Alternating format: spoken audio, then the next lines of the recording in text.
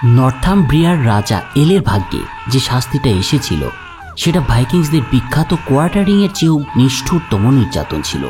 তাকে নিয়ে ভাইকিংসরা যে মানব শিল্পকর্মটি সম্পূর্ণ করতে চলেছিল সেটা ভয়ঙ্কর থেকেও অনেক বেশি কিছু।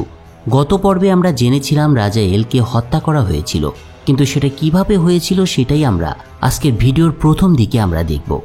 র্যাগনার পুত্র বিয়র্নের নেতৃত্বে ভাইকিংসদের দলটা রাজা এলির 2 হাত একটা গাছের 2 দিকে আটকে দেয়।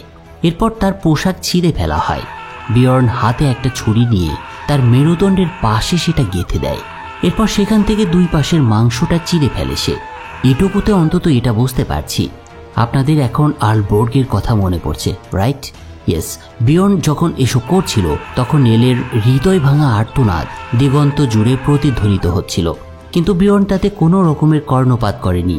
সে এলের মেরুদণ্ড বরাবর মাংস কেটে হাড় থেকে আলাদা করে ফেলে সেটা। এসব যখন ঘটছিল তখন আইভার এলের মুখের দিকে তাকিয়ে হামাগুড়ি দিয়ে তার দিকে এগিয়ে যায় এবং তার চোখের দিকে তাকায়।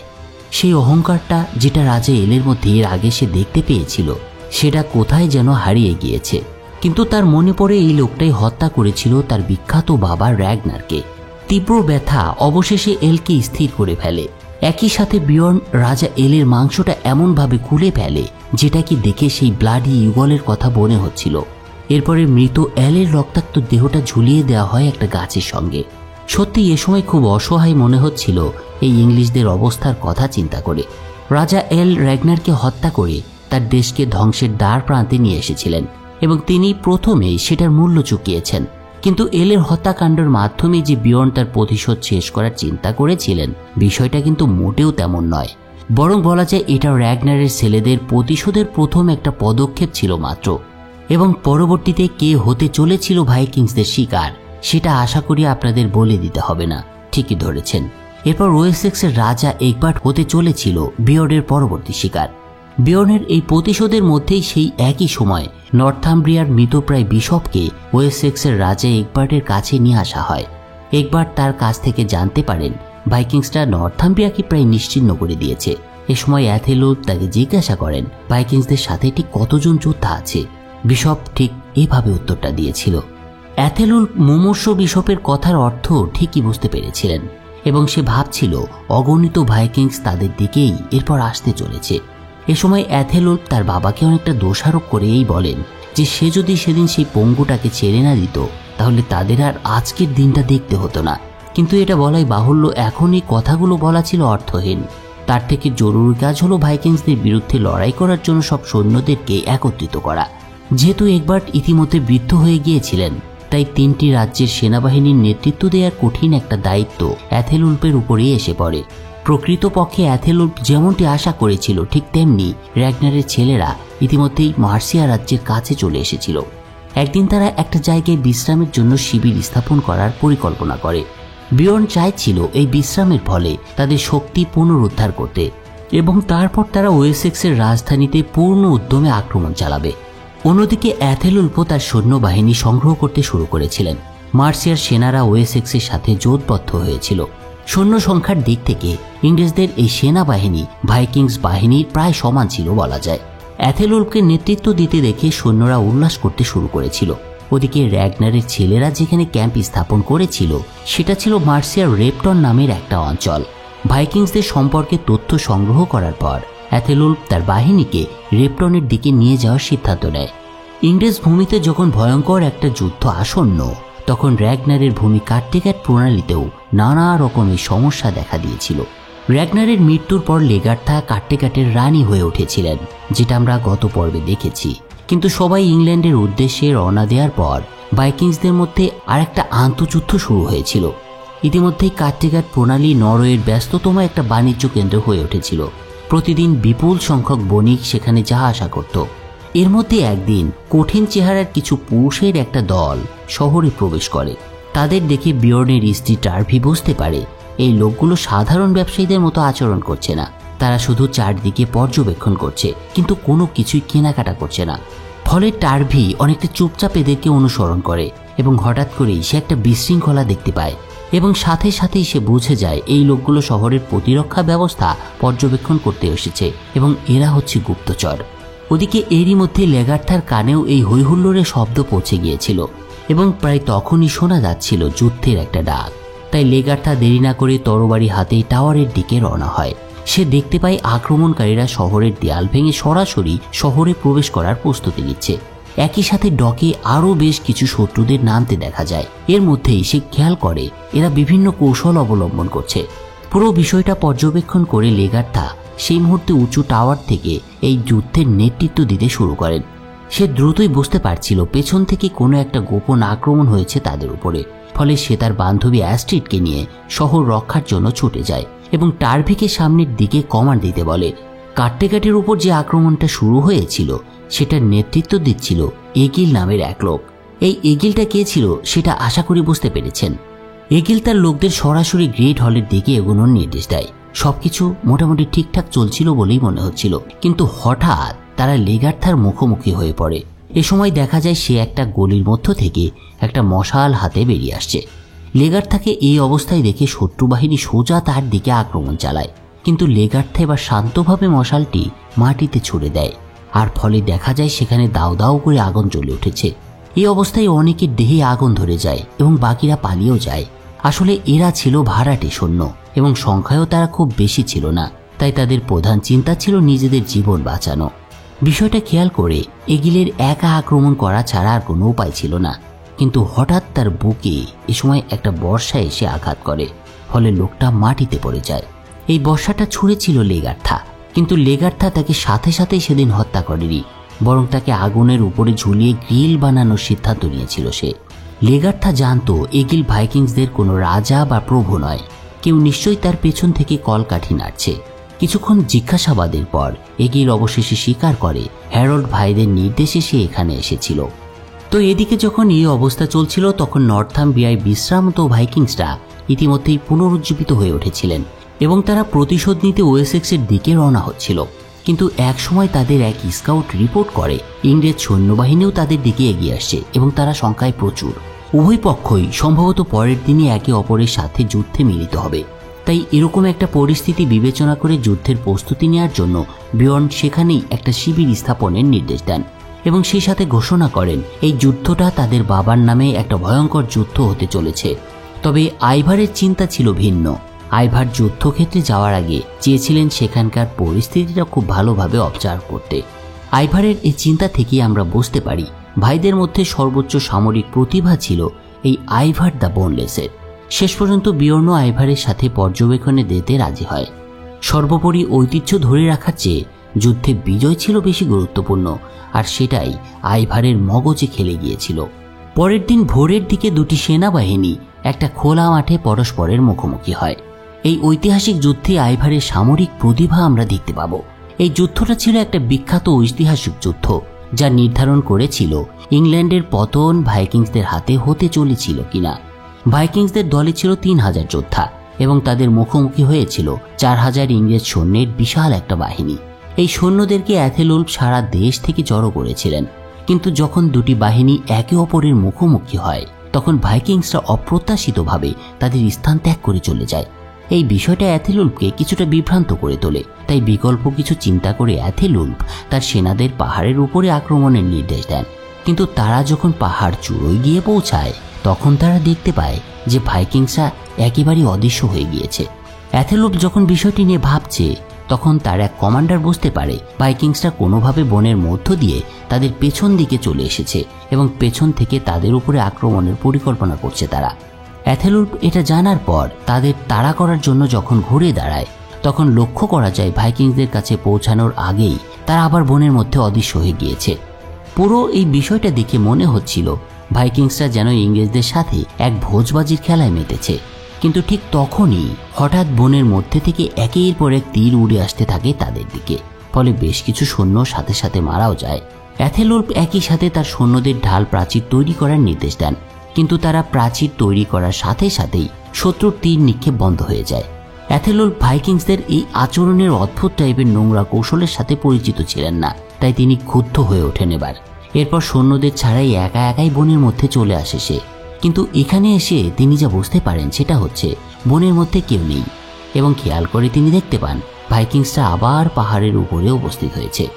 এসব দেখে ক্রোধে অ্যাথেলুল্ফ তার সৈন্যদের পাহাড়ে আক্রমণ চালাতে নির্দেশ দেন, কিন্তু ভোজবাজি তখনও চলছিল। ইংরেজরা যখন পাহাড়ের উপরে গিয়ে পৌঁছায় তখন তারা দেখতে পায় ভাইকিংসরা আবার নাই হয়ে গিয়েছে। কিন্তু এবার অ্যাথেলুল্ফ বুঝতে পারে তারা তাদের পেছন দিক থেকে আবার হাজির হয়েছে। অ্যাথেলুল্ফ ক্ষুব্ধ হয়ে ভাগতে থাকে, এই বর্বররা তাকে তো বানর বানিয়ে দিচ্ছে দেখছি। হতাশায় অ্যাথেলুল্ফ ভাইকিংসদের জাহাজগুলোকে এবার ধ্বংস করার সিদ্ধান্ত নেয়।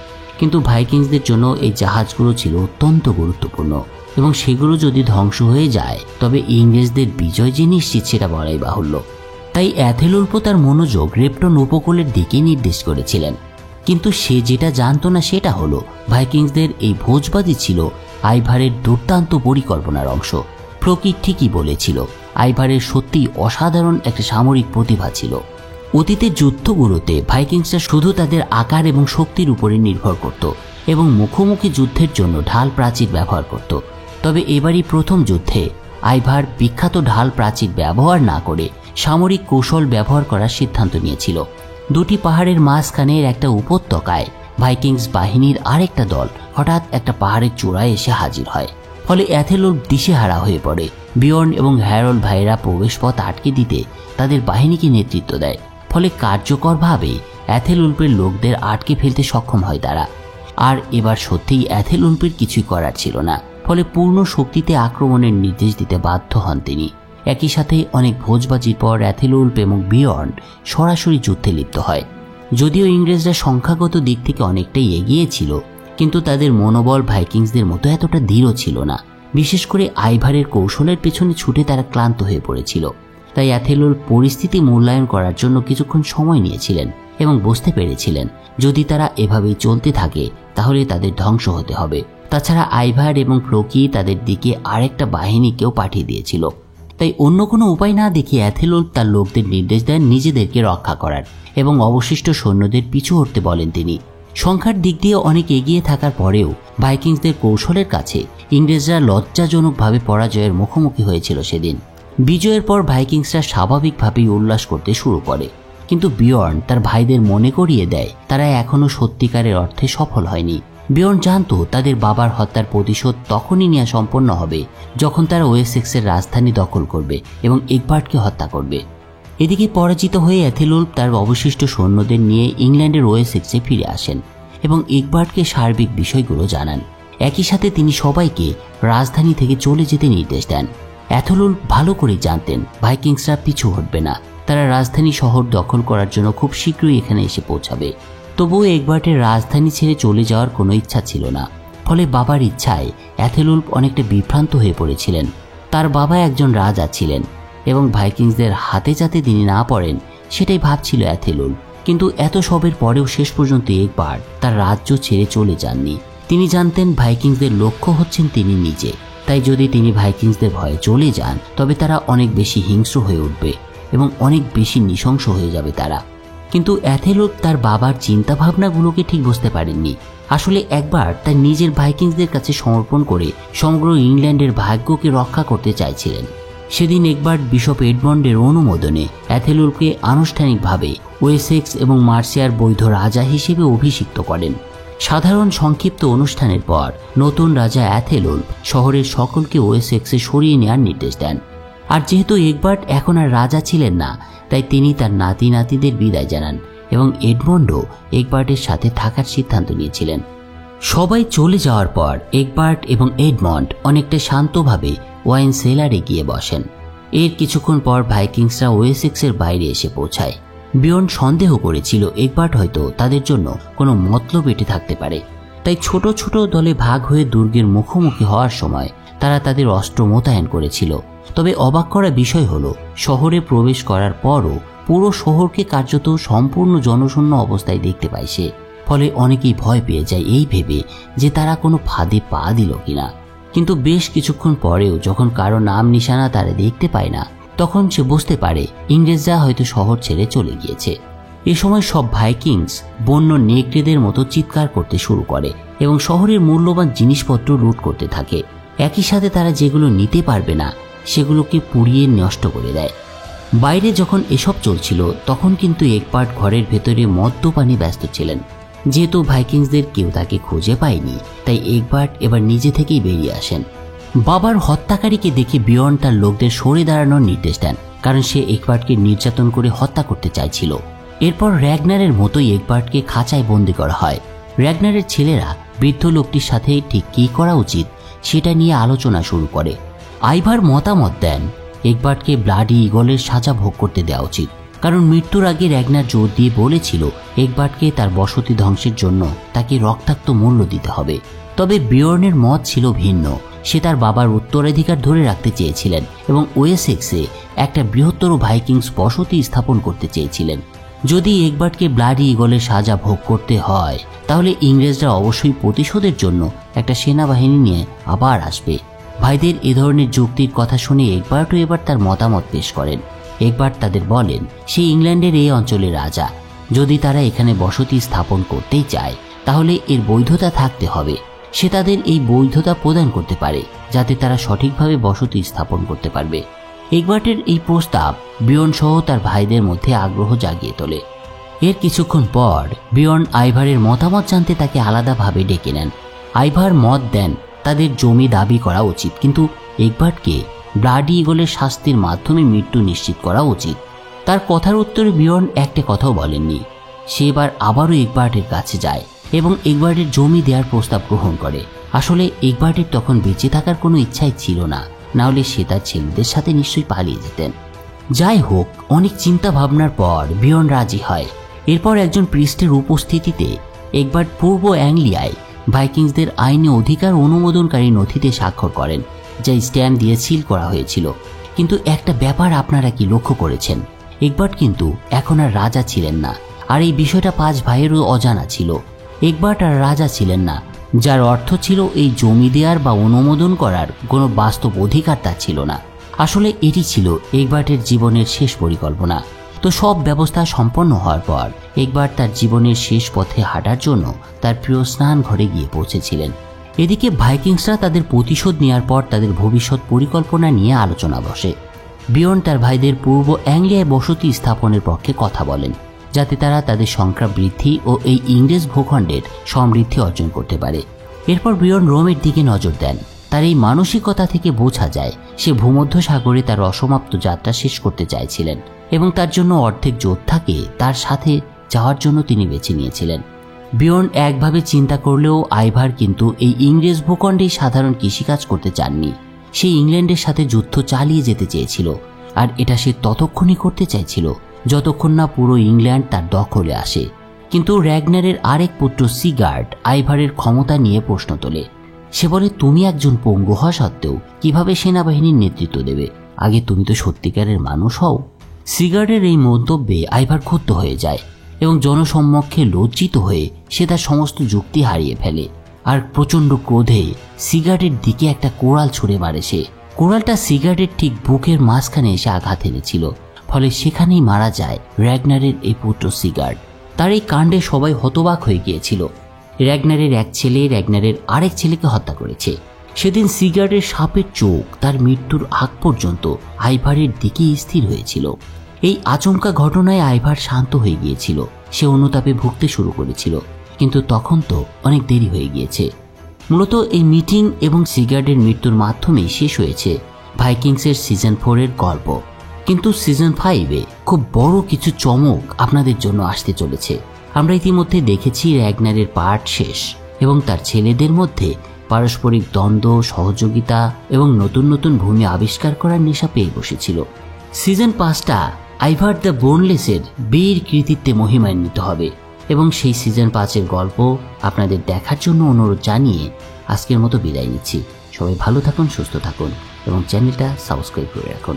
ধন্যবাদ।